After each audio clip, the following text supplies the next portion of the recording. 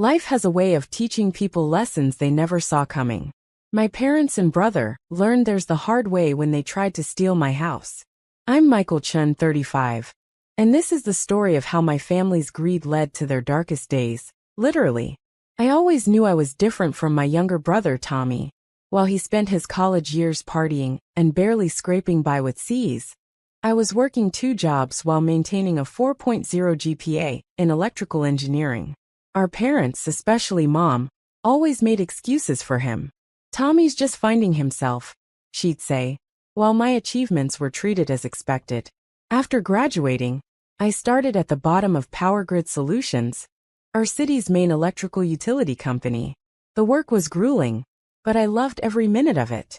Climbing poles in thunderstorms, working overtime during emergencies, learning every aspect of power distribution. This was my passion.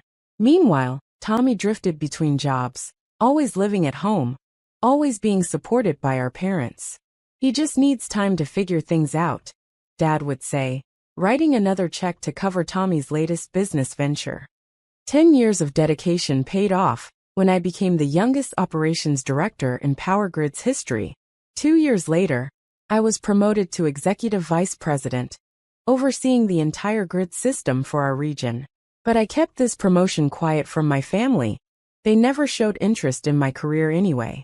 When I turned 33, I decided to buy my dream house. It was a beautiful colonial-style home in the best neighborhood, with 5 bedrooms and a huge backyard. I'd saved for years, living modestly despite my success. The house cost $850,000, but I had the down payment ready. Why don't you put it in Mom and Dad's names? Tommy suggested during a family dinner. For tax purposes. I declined. I preferred to handle my own finances. That earned me disapproving looks from my parents. In our Asian family, keeping money separate was seen as disrespectful to family harmony. But I'd learned early on to protect my assets. The day I moved in, my parents and Tommy came to help. Mom looked around with a critical eye. "It's too big for one person," she commented. "Tommy could live here too." "I like my privacy," I replied firmly. For 2 years, I lived peacefully in my home, slowly furnishing it exactly how I wanted. Then came the family dinner that changed everything. It was a typical Sunday dinner at my parents' house. Mom had made her special dumplings, and everyone was in an unusually good mood. I should have known something was wrong. "Michael," Mom began, setting down her chopsticks. "Your father and I have been thinking. This house, it's becoming too much for us to maintain." I nodded sympathetically, wondering where this was going. "And Tommy," she continued, "he's finally ready to settle down. He's met someone special." Tommy beamed. "Jessica and I are getting serious. We're thinking about marriage." "That's wonderful," I said, genuinely happy for my brother. "I hope it works out." "It will," Mom said firmly. "Which brings us to the next point." She took a deep breath. "We've decided that your house will be Tommy's wedding gift." The room went silent. I stared at them, waiting for the punchline. "This house is now your brother's," Mom announced, as if declaring a royal decree. "Excuse me," I managed to say. "It makes perfect sense," Dad joined in. "You're single, you work all the time.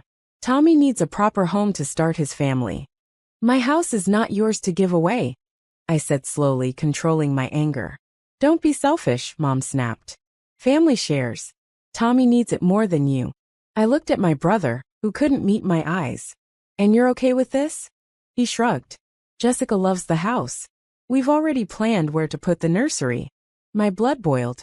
They'd been planning this, probably showing my house to Jessica without my knowledge. "The decision is made," Mom declared. "Tommy and Jessica will move in next month. You can take the small apartment above the garage." I stood up, my chair scraping loudly against the floor. "No. No." Mom's voice rose. "After everything we've done for you? This is how you repay us?" "Everything you've done for me?" I laughed bitterly. "I worked for everything I have. Every penny, every promotion, every brick in that house. I earned it all myself." "Your brother needs this," Mom shouted. "You're being heartless." "The house is in my name," I stated firmly. "You have no right to give it away." Dad cleared his throat. "Actually, we do. Remember when you were traveling for work last month? We used the spare key to let a notary in. The house is now in our names. My world stopped. You did what? Tommy spoke up, his voice smug. We found your documents while you were away. Dad's friend helped with the paperwork. It's all legal. I felt sick. The spare key I'd given them for emergencies. The filing cabinet in my home office. They'd planned this theft meticulously. Get out, I whispered. Michael, Mom began. Get out of my house. I roared, surprising even myself with the volume. It's not your house anymore, Tommy smirked. Jessica and I move in next month. Better start packing, big brother.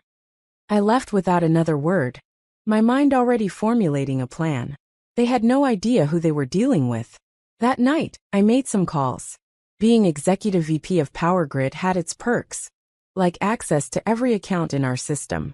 I discovered that my parents had indeed fraudulently transferred my house into their names, using forged signatures and false documents. I contacted my lawyer immediately, but legal proceedings would take time.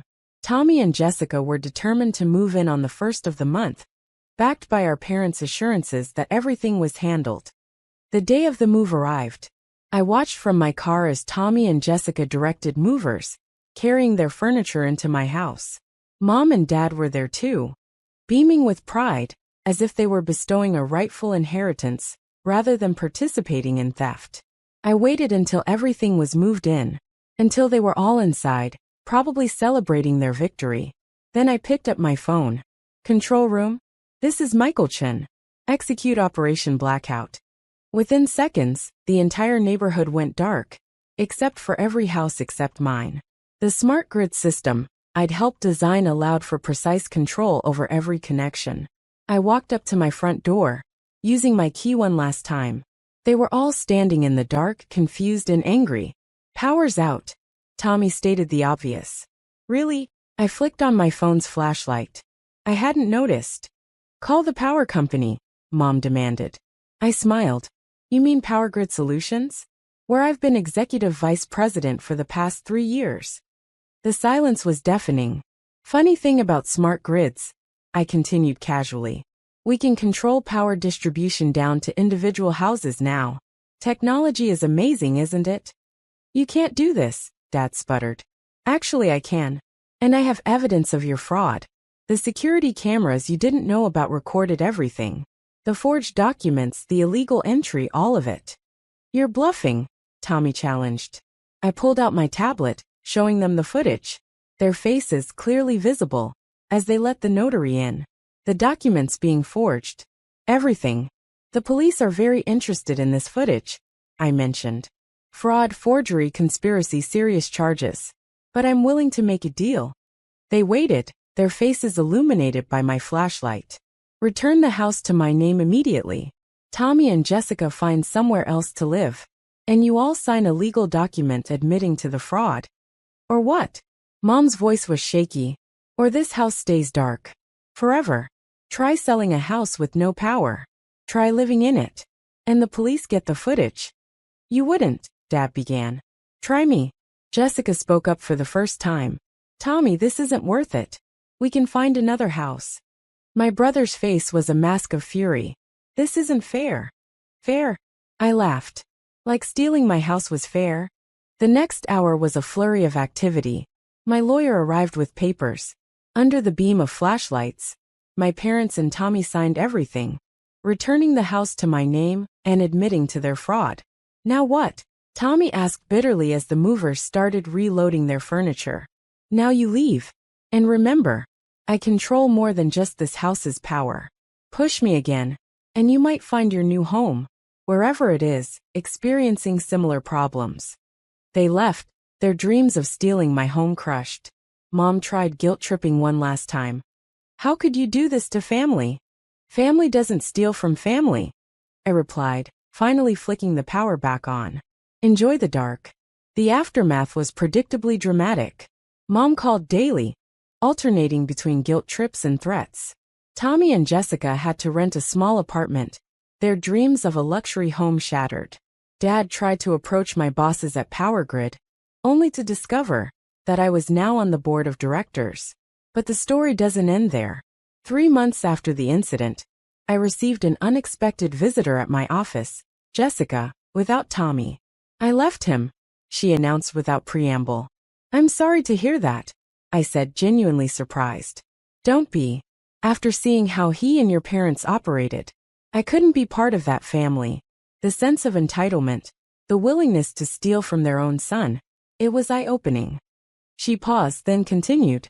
Tommy's been lying about everything. He told me he was a successful businessman, that your parents were wealthy investors. Finding out the truth, I couldn't build a life with someone like that. I nodded, understanding completely. I just wanted you to know, you did the right thing. Standing up to them, exposing their true nature. You saved me from making a huge mistake. After she left, I sat in my office, thinking about family, loyalty, and justice. The security cameras I'd installed after becoming EVP had saved my home. But they'd also revealed an ugly truth about my family's character. A week later, I received a letter from my father. Unlike Mom's emotional manipulation attempts, this was different. Dear Michael, I've spent weeks trying to write this letter. What we did was wrong. Not just illegal, but morally wrong. Your mother and I lost our way, trying so hard to help Tommy, that we forgot about right and wrong. The shame of being caught, of having our son outsmart us using the very success we never properly acknowledged. It's been a harsh lesson. Your mother won't admit it yet, but we failed as parents. Not just in the theft attempt, but in how we treated you all these years. I don't expect forgiveness, but I want you to know that I'm proud of you, not just for your success, but for standing up for what's right. Even against family. Tommy has moved out. He's finally looking for real work. Sometimes, the darkest moments bring the brightest clarity. With regret and respect. Dad. I kept the letter but didn't respond. Some bridges, once burned, need time before they can be rebuilt. A year has passed since then. Tommy eventually found a job as an apprentice electrician. Ironically, inspired by my success in the power industry. He's starting from the bottom, learning the value of hard work. Jessica married a nice accountant and seems happy. Mom still struggles with accepting reality, but Dad has changed. He volunteers at a legal aid clinic now, helping people avoid the kind of fraud he once committed. We have coffee sometimes, talking about everything except that night. As for me, I'm still in my house, enjoying the quiet and the light. I've installed the most advanced smart home system available, controlling everything from temperature to security with my phone. Sometimes when I'm feeling petty, I dim the lights in my parents' neighborhood, just for a second, just to remind them. But mostly, I focus on my work, continuing to innovate in the power industry. Our latest project?